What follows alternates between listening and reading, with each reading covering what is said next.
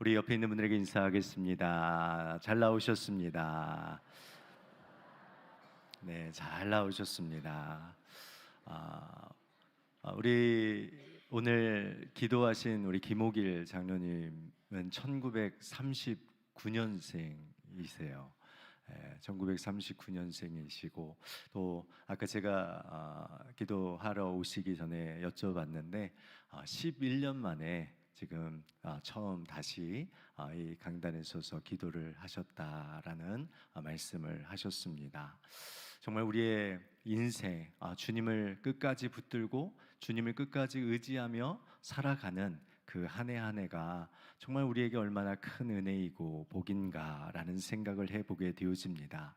2024년이 이제 진짜 얼마 남지 않았습니다. 이제 2025년을 기다리는 시간도 이제 2024년이 거의 이제 지나고 2025년을 기다리는 시간이 얼마 남지 않았습니다. 여러분 한 해를 뒤돌아보면서 여러분에게 만약에 점수를 매긴다면 여러분 몇 점 정도 2024년 한 해 오시면서 본인에게 점수를 매기겠습니까? 한번 마음속으로 생각해 보셨으면 좋겠습니다. 나는 몇 점? 생각하셨습니까? 이 개인과 내 곁에 있는 어떠한 사람들의 판단 또 점수는 이 시간 다 내려놓으시고 한번 옆에 있는 우리의 가족들, 할머니, 할아버지, 부모님, 또 자녀, 손주, 손녀들에게 우리 원당의 옆에 있는 가족분들에게 따뜻한 위로의 말 한마디 우리 다시 한번 건넸으면 좋겠습니다. 2024년 정말 수고하셨습니다 라고 한번 건넸으면 좋겠습니다. 2024년 정말 수고 많으셨습니다. 네. 2025년을 앞두고 사실 제가 원당교회 담임 목사로서 내년에는 어떤 한 해가 됐으면 좋을까? 우리 원당의 성도들과 어떤 마음을 가지고 한 해를 시작하면 좋을까라는 이러한 생각을 많이 했습니다. 그리고 2025년도는 기도하는 교회가 돼야 되겠다. 우리 성도들과 함께 기도하는 교회로서의 그 삶을 살아야 되겠다라는 이 마음을 가졌습니다. 그리고 표어를 정하고 또한 어떻게 하면 한 해 동안 우리가 더 기도할 수 있는가라는 이러한 생각을 하게 되었습니다. 그런데 제 아내가 어떤 책을 하나 사서 저에게 주었습니다. 그 책 제목이 무엇이냐면 PPT를 띄워주시면 좋겠는데요. 우리 교회는 뭡니까? 기도합니다 라는 책을 저한테 선물로 주었습니다. 거기에 보면 부제가 있는데 잘 보이진 않으시겠지만 냉소적인 세상을 밝히는 소망의 공동체가 되기라는 부제가 있고 또 그 맨 앞표지 앞에 보면 뭐라고 되어 있냐면 함께 기도하는 교회는 결코 죽지 않는다라는 이러한 문구가 되어 있습니다. 어떤 교회는 결코 죽지 않는다고요? 함께 기도하는 교회는 결코 죽지 않는다라는 거죠. 2025년 우리 원당교회는 기도하는 공동체가 되기를 원합니다. 냉소적인 세상을 밝히는 소망의 공동체가 되기를 원합니다. 여러분 우리 다 함께 뜨겁게 기도하기를 원합니다. 모이면 기도하시고 흩어지면 기도하시기를 바랍니다. 우리의 삶에 가장 우선되어지는 것이 기도에 먼저 우선순위를 두시기를 바라고 2025년 이제 시작하실 때 다시 한번 내가 2025년도에는 기도하겠다라는 그러한 결심을 하시기를 바랍니다. 밥은 굶어도 기도하겠다. 커피는 끊어도 기도하겠다. 잠은 못 자도 뭐예요? 기도하겠다. 혹 공부는 안 해도 우리 친구들 기도하겠다. 정말 기도만큼은 멈추지 않겠다라는 이러한 마음으로 한 해가 시작되기를 축복합니다. 그래서 2025년 첫 표 느헤미야의 말씀을 정했습니다. 우리가 출애굽기는 잠깐 멈추고 이제 느헤미야서를 통해서 새해를 열어가고자 합니다. 느헤미야 8장 10절 말씀에 보면 이렇게 말합니다. 느헤미야가 또 그들에게 이르기를 너희는 가서 살찐 것을 먹고 단 것을 마시되 준비하지 못한 부족한 자에게는 나누어 주라. 이 날은 우리 주의 성일이니 근심하지 말라. 여호와로 인하여 기뻐하는 것이 무엇이라고요? 너희의 힘이니라. 아멘. 염려하지 말라, 울지 말라, 근심하지 말라. 여호와로 인하여 기뻐하는 것이 너희의 힘이니라라고 말씀하고 있습니다. 이 느헤미야 시대의 이스라엘 백성들은 그 상황 가운데 울고 있었습니다. 그들의 마음이 아팠고 그들은 근심된 상황 가운데 놓여 있었습니다. 그러한 자들을 향하여서 느헤미야는 그 민족을 향하여서 울지 마십시오, 근심하지 마십시오. 왜냐하면 여호와를 기뻐하는 그것이 바로 우리의 힘이 되기 때문입니다 라고 말하고 있습니다. 2025년 여호와를 더 바라시는 우리 원당의 성도님들이 되시기를 축원드립니다. 여호와를 더 구하십시오. 여호와께 기도하여서 바로 기도할 때에 여호와가 우리의 힘이 되어 주시는 줄 믿습니다. 2025년도를 시작하면 우리는 느헤미야를 통해 세상을 바라보는 이 느헤미야가 가지고 있었던 눈을 갖기를 원합니다. 느헤미야를 통해 나라와 민족 그리고 우리의 삶을 제대로 볼 수 있기를 원합니다. 느헤미야를 통해 우리의 사명이 무엇인지를 깨닫고 느헤미야와 같이 세상을 새롭게 하는 사명자로 우리 모두가 쓰임 받기를 원합니다. 여러분, 한국 교회가 시작되어지고 이 한국의 초대 교회의 영적인 부흥의 역사가 무엇으로 시작된 줄 아십니까? 1903년 원산 대부흥운동, 1907년 평양 대부흥운동, 1909년 백만인 구령운동 등 모두가 절망뿐이었던 이 땅을 회복하고 이 땅의 어두움을 물리쳤던 것은 바로 기도하는 우리 초대교회의 선배들을 통하여서 바로 이 땅에 놀라운 축복과 회복과 또한 새로운 길이 열렸다라는 것을 우리는 알아야 합니다. 여러분, 1903년 원산 대부흥운동을 이끌었던 하디 선교사님은 이렇게 말하였습니다. 인간이 자기의 힘과 노력으로 잘 되겠다고 생각하는 것은 자만심과 믿음의 부족에서 연유한 것이다. 아무리 높은 이상도 영적인 힘이 없다면 수행하기 어렵습니다. 기억하십시오. 이러한 영적인 힘은 계속적인 기도로만 얻어질 수 있다는 사실을 말입니다. 우리의 체력이 날마다 음식을 섭취함으로써 유지되는 것 같이 우리의 영적인 강건함도 날마다 기도를 통해서만이 유지될 수 있습니다. 이때 우리의 목적은 인간의 영광으로부터 하나님의 영광으로 그 초점이 바뀌어질 것입니다 라고 했습니다. 그러니까 기도가 시작되는 곳에 개인이 살아가고 가족이 살아나고 공동체가 살아난다. 함께 기도하는 교회는 결코 죽지 아니한다. 기도가 시작되는 곳에 나라가 살고 기도가 시작되는 곳에 온 열방이 살아난다라는 것입니다. 정말 우리는 기도하기를 결단하셔야 합니다. 여호와로 기뻐하는 것이 우리의 힘이며 여호와께 기도하는 것이 우리에게 주시는 영적인 힘을 공급받는 길이다라는 것을 우리는 분명하게 믿고 올 한 해를 마무리하고 새로운 한 해를 준비하는 우리 성도님들이 되어야 될 줄 믿습니다. 오늘 우리는 느헤미야와 같은 삶을 살기로 결단하며 2025년도를 시작해야 될 줄 믿습니다. 2025년도 우리가 새롭게 시작하는 이때에 여러분, 우리는 느헤미야를 통해서 배워야 할 이 영적인 삶의 자세가 무엇입니까? 여러분, 첫째로 우리는 느헤미야와 같이 사명자의 길을 걸어야 합니다. 5절 말씀을 우리 같이 읽어보도록 하겠습니다. 읽겠습니다. 이르되 하늘의 하나님 여호와 크고 두려우신 하나님이여, 주를 사랑하고 주의 계명을 지키는 자에게 언약을 지키시며 긍휼을 베푸시는 주여 간구하나이다. 아멘. 지금 느헤미야는 자신이 기도하고 있는 분이 어떠한 분이신지를 분명히 고백하고 있지 않습니까?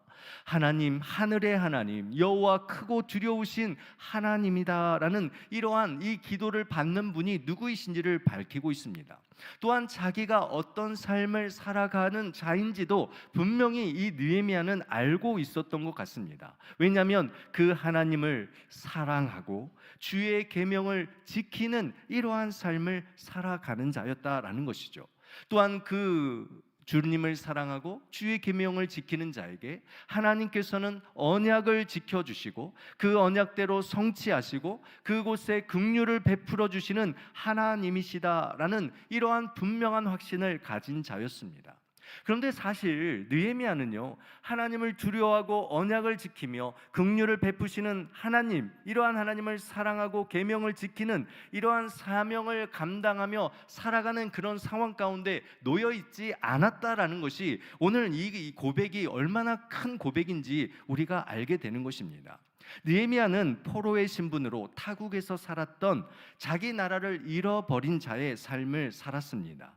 느헤미야 1장 3절 말씀에 보면 그들이 내게 이르되 사로잡힘을 면하고 남아있는 자들이 그 지방 거기에서 큰 환난을 당하고 능욕을 받으며 예루살렘 성은 허물어지고 성문들은 불탔다 하는지라 라고 말하면서 느헤미야서의 배경이 무엇인지를 설명합니다.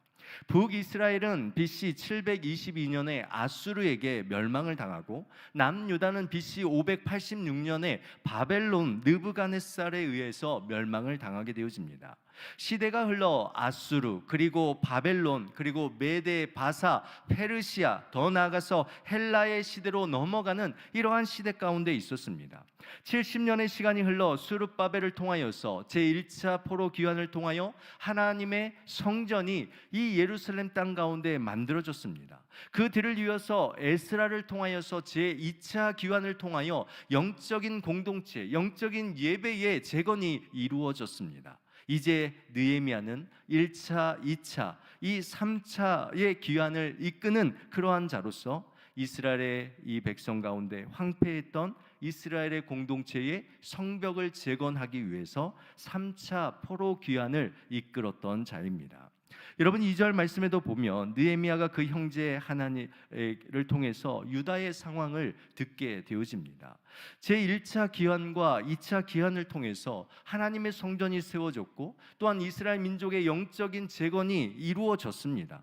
그런데 시간이 흐르면 흐를수록 어떤 일이 일어났습니까? 그 공동체가 점점 변했습니다. 그 공동체가 점점 변질되었습니다. 개인과 또한 공동체의 마음이 점점 피폐해지기 시작했습니다. 그들의 삶은 점점 하나님과 멀어지는 죄악된 삶의 자리 가운데 나아갔습니다. 그들을 지켜줘야 할 예루살렘 성벽은 여전히 허물어져 있고 백성들은 큰 환난과 능욕을 받으며 살아가고 있는 것이 이 이스라엘 백성들의 현실이었습니다.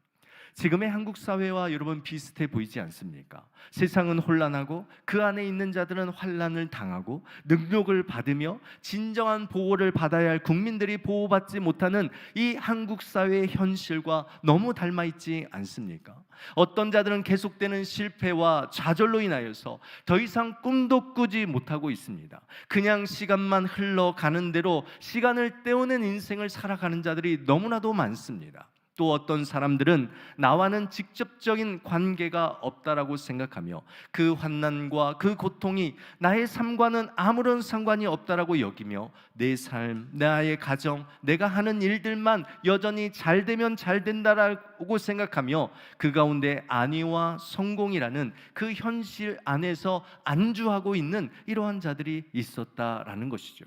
여러분 느헤미야도 지금 살고 있는 바사 즉 이 페르시아 안에서 여러분 얼마나 마음껏 자기의 성공을 위하여 살아갈 수 있는 자였습니까? 여러분 느헤미야는 이 왕의 술 맡은 관원을 술 맡은 자로서 정말 최고의 그 높은 자리에 있었습니다. 이 느헤미야는요 그 안정적인 삶을 살아가는 가운데서 하나님의 꿈과는 전혀 상관없는 그런 삶을 충분히 살 수 있었던 자였다라는 것입니다.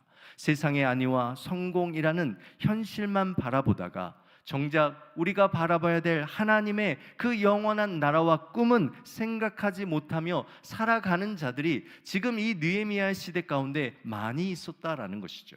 그런데 느헤미야는 달랐습니다. 느헤미야는 전혀 다른 길을 걸어가고 있습니다. 과거의 실패에 주저앉지도 않았고 현실이라는 삶의 그 성공에 안주하지도 않았습니다. 사명을 잊지도 않았습니다. 그 사명을 위해 과감하게 자신을 희생하고 헌신하는 길을 택했습니다. 느헤미야는 세상에서 성공했지만 그 성공에 오염되지 않았고 그의 사명을 잊지 않았다라는 것입니다. 우상을 섬기고 그 가정에 자녀를 낳지 못하는 그 불행과 죽음을 경험했던 여러분 아브라함과 사라에게 이 하나님께서 밤의 별과 바다의 모래를 보여주시면서 하나님의 그 사명을 통하여서 이스라엘의 첫 시작을 여시지 않았습니까? 여러분 하나님께서 애굽에서 430년 동안 종의 노예로 살았던 이 비참한 이스라엘의 백성들을 구원하시기 위하여서 한 사람 모세에게 사명을 주시고 그를 통하여서 200만 명이나 넘는 그러한 이스라엘의 새로운 여정을 열어가신 것 아닙니까? 여러분 하나님께서는 오늘 이 시대에 이런 하나님의 꿈과 하나님의 이 귀한 사명을 가진 자를 우리 하나님께서는 부르시고 찾고 계십니다. 특별히 우리 원당교회에 있는 이곳에 있는 우리 아이들부터 시작해서 모든 장년에 이르기까지 학교에서나 직장에서나 사업장에서나 가정에서나 교회에서나 나라와 민족의 사명자로 우리 하나님께서 여러분을 부르셨다라는 이러한 이 부르심을 분명히 믿고 고백하는 시간이 되기를 주님의 이름으로 축원드립니다.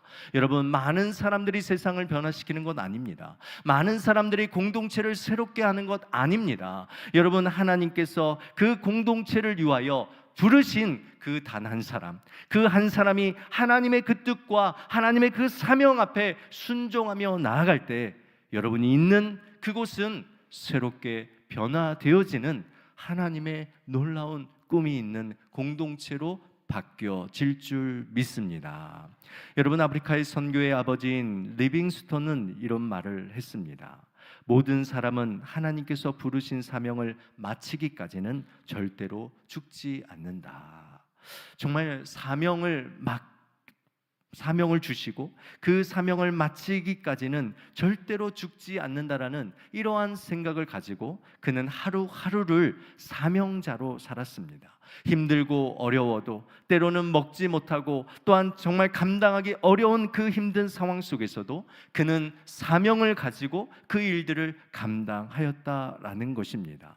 바라옵기는 오늘 이 시간 2025년을 새롭게 시작하는 우리 원당의 모든 성도님들 또한 우리의 자녀들 우리에게 주신 분명한 하나님의 그 부르심의 사명이 2025년도에 우리에게 있다라는 것을 믿고 그 사명의 자리에 순종하여서 느헤미야와 같이 이 예루살렘 땅을 새롭게 변화시키는 은혜와 축복이 있기를 간절히 주님의 이름으로 축원드립니다. 여러분 둘째로 느헤미야와 같은 위로자의 삶을 우리는 살아야 합니다. 느헤미야 1장 1절에 보면 하가랴의 아들 느헤미야의 말이라 라고 시작하고 있습니다. 느헤미야의 아버지 하가랴의 이름의 뜻은 야훼께서 어둡게 하다라는 뜻이고 느헤미야의 이름의 뜻은 야훼께서 위로하시다라는 뜻을 가지고 있습니다. 두 이름이 의미하는 대로 느헤미야가 역사의 그 무대로 등장하기까지는 이스라엘은 그야말로 어떤 시간이었다라는 것입니까? 어둠의 시간이었고 하나님의 위로와 도움을 간절히 바라는 때였다라고 말하고 있는 것입니다. 오직 하나님의 위로만이 지금의 이 문제를 해결할 수 있다라는 이 믿음이 바로 느헤미야 가운데 있었고 오직 하나님의 위로만이 무너진 나라와 민족 그리고 우리의 상한 마음을 다시 회복하고 다시 세울 것이다라는 이 믿음을 가진 자가 바로 느헤미야였다라는 것을 오늘 우리에게 말씀해 주고 있습니다. 하나님께서는 이 시대 가운데 이 느헤미야가 살았던 이 시대 가운데 위로자로 느헤미야를 세워주셨습니다.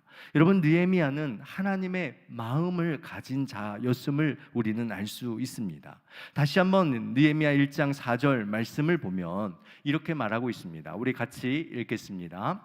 내가 이 말을 듣고 앉아서 울고 수일 동안 슬퍼하며 하늘의 하나님 앞에 금식하며 기도하며 라고 말합니다. 느헤미야가 형제 하나니로부터 예루살렘의 상황을 듣고 첫 번째 취한 행동이 무엇입니까? 하나님의 마음을 가지고 느헤미야는 고통받는 백성들의 그 고통을 자기의 고통으로 받아들였습니다. 그리고 수일 동안 슬퍼하며 눈물을 흘렸습니다. 그의 눈물은 하나님의 마음으로부터 온 것이었으며 그의 눈물은 자기의 민족을 향한 그 사랑으로부터 오는 눈물이었습니다. 그의 눈물은 과거의 실패와 자신이 추구했던 모든 성공과 안위의 자리에서 모두를 일어나게 하는 그 눈물이었습니다. 그의 사랑의 눈물은요, 하나님의 사랑을 다시 기억하게 했고 하나님의 거룩한 공동체를 회복하는 놀라운 원동력이 되었다라는 것입니다. 지금 이 시대를 보며 정말 우리에게 무엇이 필요하겠습니까? 여러분, 이 시대를 바라보며 우리는 수많은 이야기를 하고 있습니다. 세상에 대하여 온갖 비난과 평가와 판단을 내리며 온갖 해결책을 이 세상은 말하고 있습니다. 그러나 정말 우리에게 필요한 것이 무엇이겠습니까?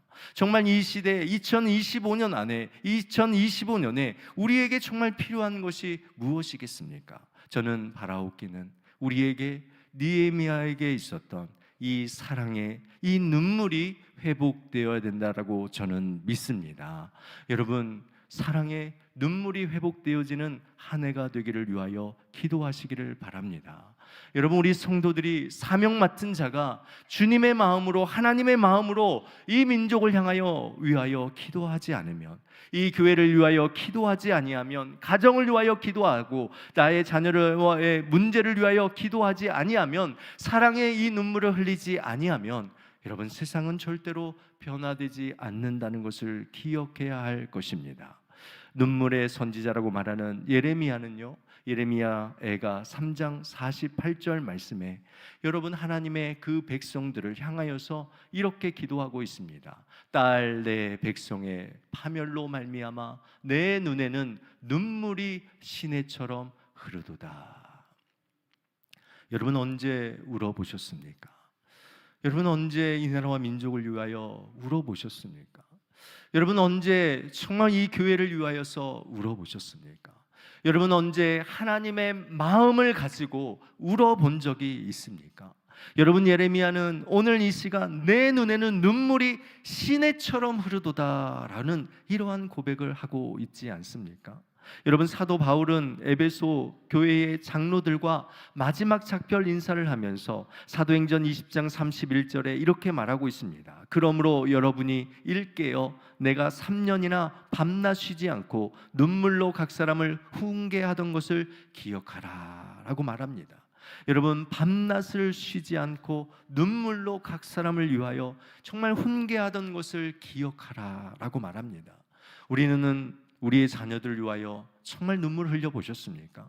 여러분의 자녀들의 그 아픔을 위하여, 그 삶을 위하여 여러분 눈물을 흘리는 기도를 드려보셨습니까?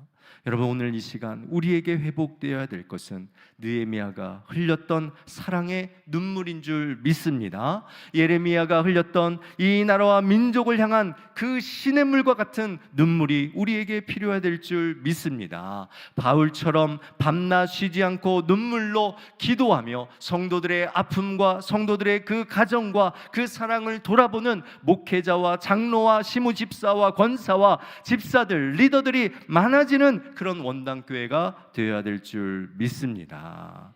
여러분, 우리 모든 원당의 성도들이 이 사랑의 눈물을 통하여서 세상을 위로하기를 주님의 이름으로 간절히 축원드립니다. 여러분, 눈물이 흐르는 방향으로 하나님의 역사가 이루어진다라는 글이 있습니다. 여러분, 작은 물의 발원지로부터 시작된 물이 흘러 거대한 바다를 이루듯이 우리의 눈물은 하나님의 역사를 이루는 발원지가 된다라고 말하고 있습니다. 우리의 눈물, 그곳이 정말 하나님의 역사를 이루어내는 발원지가 될 줄 믿습니다. 여러분, 하나님의 마음으로 마음껏 이 세상을 위로하시고 또한 우리의 주변에 있는 자들을 위로하는 그러한 삶을 살아가는 2025년이 되기를 주님의 이름으로 축원드립니다. 원당교회가 최근 몇 주 동안 우리가 성탄 박스를 나누고 성탄 박스를 나누고 또 헌금을 함께 나눴던 거 여러분 기억하시지 않습니까? 정말 우리가 사진을 제가 말하는 거 있는데 좀 넘겨주시면 좋겠는데요. 여러 가지 우리 시무 집사님께서 지역의 교회들을 또 개척 교회들을 섬기는 사역들을 했고, 또한 프레밀리 청년부가 기도 후원하는 곳에 한부모 자녀들을 위한 가정들, 결혼 이주 여성들, 또 필리핀 외국인 모임들을 또 섬기는 일들을 했습니다. 또한 원당교회 성탄 축하 예배 선물 박스를 나눴고, 또 원당교회 글로벌 센터 다문화 선교부에서는 우리 한글학교의 학생들을 위해서 나눴고, 또 고양시 베델의 집 장애인 시설에 또 저희가 함께 나눔의 행사를 했고, 주교동 파출소, 그리고 고양 경찰서, 그리고 서서울로에 속한 우리 미자립 교회들을 돕는 일들을 했습니다. 사천 다문화 지원센터에 여러분들이 기증했던 물건들을 택배로 26박스를 보내서 또 함께 나눴고, 파주 태국인 교회에 또한 나눔을 하였습니다. 또한 원당교회 교직자들 또 성도와 또한 삶을 통해서 또 구제하는 사역을 했고, 또 명지병원에 또 쌀을 나눴고, 또 원당교회의 기아대책의 후원을 통하여서 6가정에 50만 원씩 또한 지급하는 이러한 일들을 하였습니다. 정말 우리 원당교회가 더 정말 이 시대 가운데, 정말 이 땅 가운데 많은 자들을 위로하는 그러한 사명을 감당하는 교회로 2025년도에 더 나아가기를 원합니다. 우리가 눈물로 기도할 때 우리의 정말 놀라운 이 나라와 민족이 다시 사는 은혜와 역사가 있게 될 줄 믿습니다. 여러분, 마지막으로 느헤미야와 같이 기도하는 자가 되어야 합니다. 여러분, 느헤미야는 무엇보다도 기도하는 일을 선택했습니다. 분명 그들을 도울 수 있는 많은 방법들이 있었을 것입니다. 분명 그들에게 바로 도움이 될 만한 많은 일들이, 이 느헤미야가 이 예루살렘 땅에 있는 자들을 도울 수 있는 많은 일들이 있었을 것입니다. 그러나 느헤미야는 다른 것보다, 어떤 것보다 다른 것을 하지 아니하고 가장 기도에 우선하였습니다. 금식하며 기도하였다라는 것은 먹고 마시는 것보다 기도에 우선하였다라는 것을 말하고 있습니다.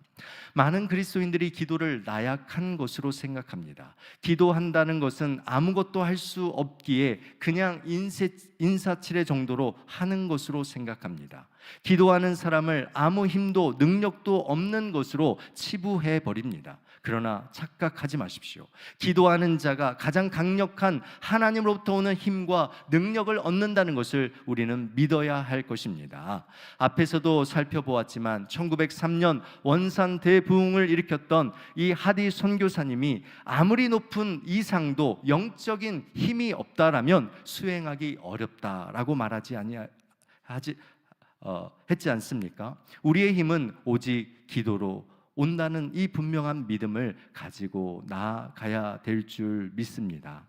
여러분, 기도는 개인의 간구의 영역에서만 멈춰 있는 것이 아닙니다. 기도는 영적인 책임감이 있습니다.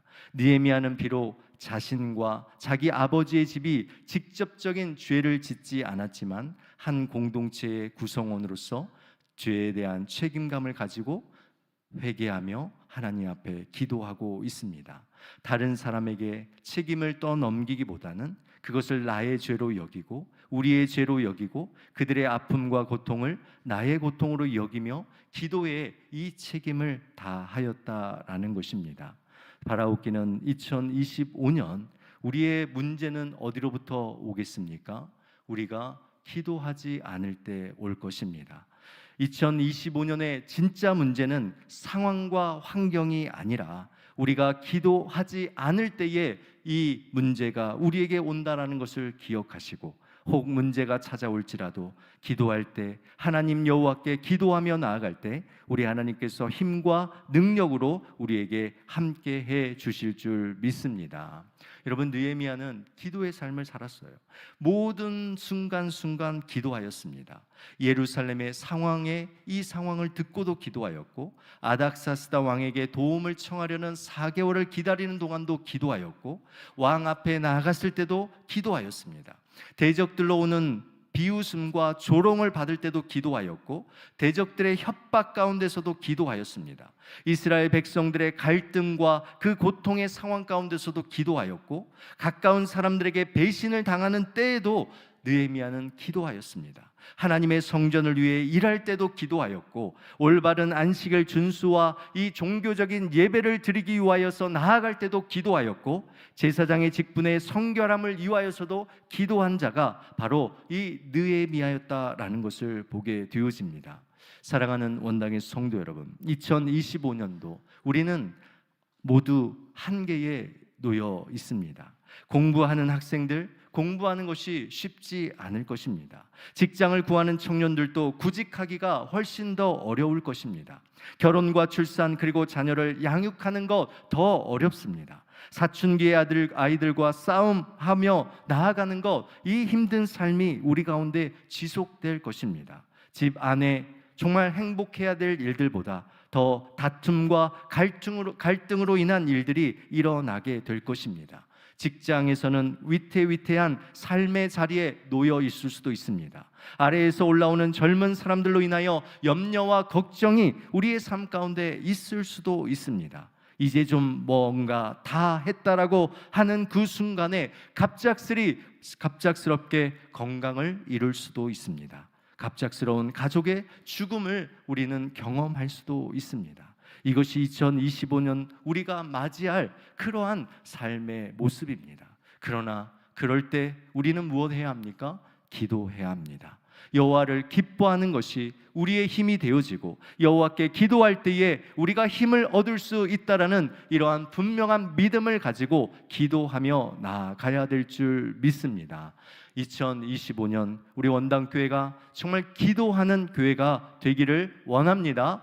우리가 함께 기도하면 교회는, 가정은, 우리의 삶은 절대로 망하지 아니할 것이다 라는 이 믿음을 가지고 우리 서로 함께 기도하는 일에 전력을 다하는 한 해가 되기를 주님의 이름으로 축원드립니다.